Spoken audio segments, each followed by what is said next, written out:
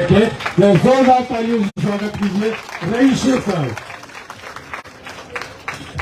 मंच पे हमारे साथ हमारा नेतृत्व करते हुए बैठे जनाब अबू आसिम आजमी साहब, प्रगति पक्ष के तमाम घटक दल, उनके नेतागण, समाजवादी पार्टी के तमाम नेता जो पूरे महाराष्ट्र से आए हैं और आज इस नफरत के खिलाफ जो जंग समाजवादी पार्टी और अबू आसिम आजमी साहब ने छेड़ी है, उसमें आए हुए समाजवादी पार्टी तमाम संगठनों के लोग, मैं आप सबका शुक्रिया अदा करता हूं कि इतनी बड़ी तादाद में आप लोग यहां जमा हुए।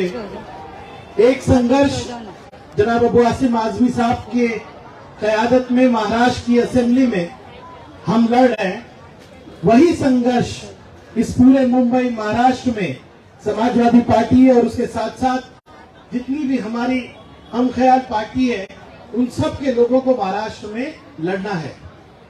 आपने देखा होगा कि इस असेंबली के सेशन में किस तरह से समाजवादी पार्टी के नेता अबू आसिम आजमी साहब और हम सब जो एक इस देश के कॉन्स्टिट्यूशन की बात करते हैं, उन पर ऐसे ऐसे जुमलों के वार किए जा रहे हैं।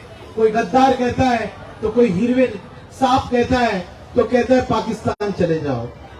अल्हम्दुलिल्लाह असेंबली के अंदर हमने उनका मुंह तोड़ जवाब दिया है। जिस भाषा में उन्होंने बात की, उस भाषा में उनको जवाब दिया है।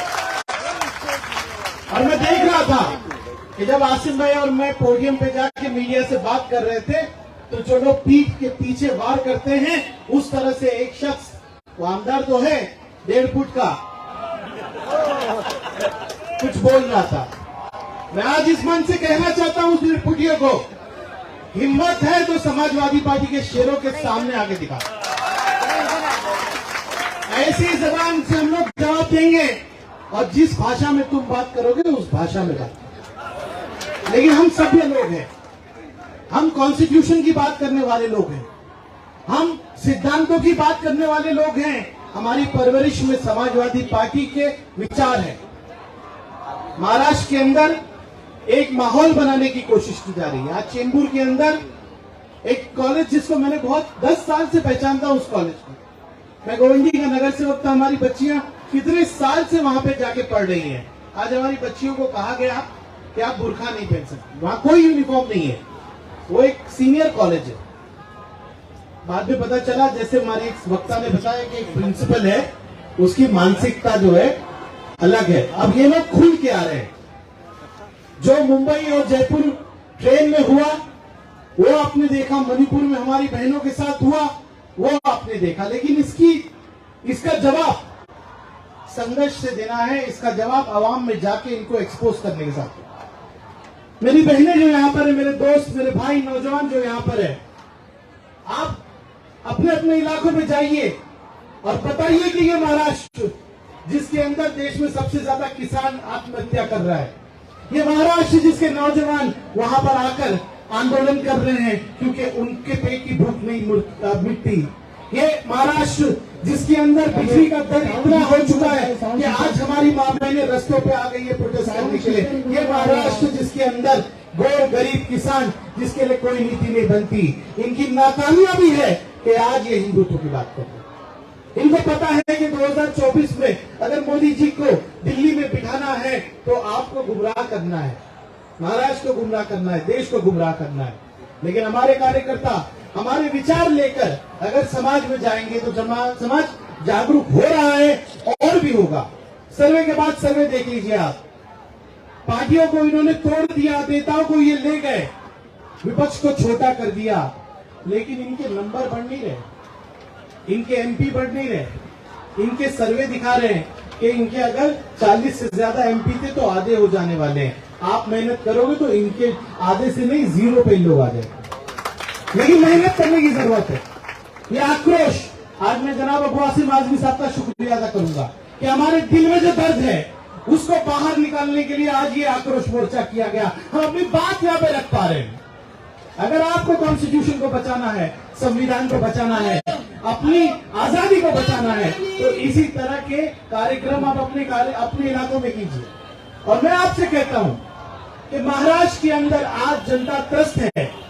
महाराष्ट्र में हर व्यक्ति कह रहा है कि उसको बदलाव चाहिए, देश में बदलाव चाहिए। मैं ठाणा से हूँ, भिवंडी का नेतृत्व करता हूँ। मेरे पास मराठी, अग्री, कुंभी समाज के लोग आके कहते हैं कि पूरे गांव के गांव समाजवादी पार्टी के साथ आने को तैयार है, क्योंकि हमारी सोच, हमारे विचार संविधान के विचार है, हमारे विचार बाबा साहेब आम्बेडकर के विचार है, हमारे विचार शाहू फुले आम्बेडकर के विचार है।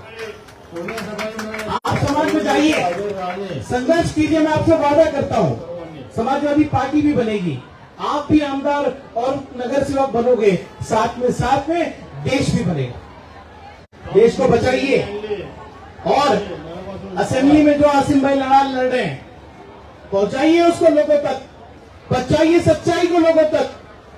मैं आपसे कह रहा हूं कि महाराष्ट्र इंतजार कर रहा है।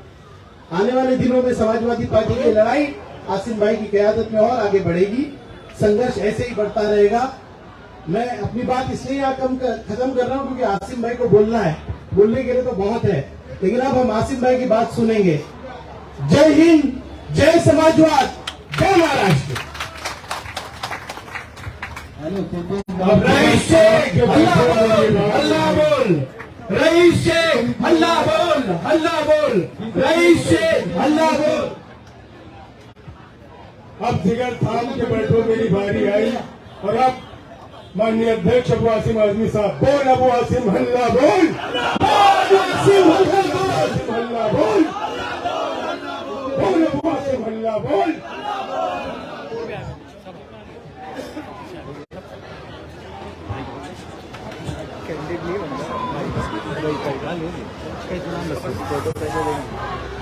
आज नाम रखूं मैं, मेरा इस जन आक्रोश के भाई का मैं लेंगे, पहले लेंगे। आंदोलन में आए हुए हमारे प्रोफेसर सुरेश माने साहब, रईस शेख साहब, भाई के सामने कैसे दूं? हमारे साथ 13 पार्टियों के तमाम लीडरान, स्टेज पर बैठे हुए समाजवादी पार्टी के तमाम लीडरान और आई हुई तमाम जनता,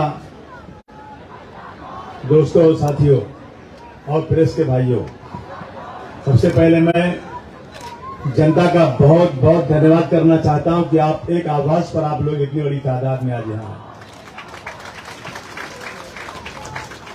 बहुत बहुत शुक्रिया आप लोगों का।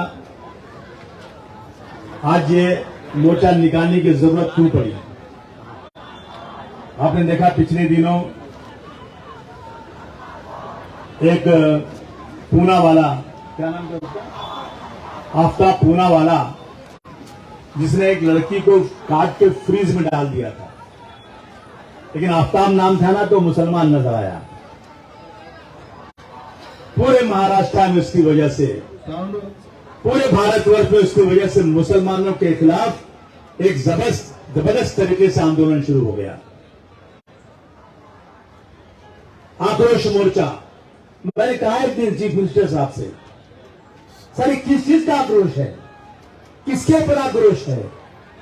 अगर आपको मुसलमानों से कोई तकलीफ है तो बुलाइए उन आक्रोश मोर्चा निकालने वालों को, मुसलमानों को, लीडर को बचाइए। हम आपसे आंख में आंख डालकर बात करने को तैयार है कि आक्रोश हमें निकालना चाहिए आपके ऊपर, न कि आप मुसलमानों के ऊपर आक्रोश निकालो। जब इंक्वायरी हुई, जब इन कमबख्तों को मालूम पड़ा कि आफ्ताब मुसलमान नहीं है, ये पारसी है, तो चुप हो गए। महाराष्ट्र के हर जिले में हाथों में झंडा लेकर के, पगड़ी बांध करके, मोटरसाइकिल पर इस देश में रहना है तो वंदे मातरम पढ़ना पड़ेगा, जय श्री राम पढ़ना पड़ेगा, जैसे इनके बाप का देश है। ये वो लोग हैं जो अंग्रेजों के तरवे चाहते थे कि हमसे वफादारी का सर्टिफिकेट मांगते। जब गुलिस्तान को खून की जरूरत पड़ी, सबसे पहले गर्दन हमारी कटी। अब ये कहते हैं हमसे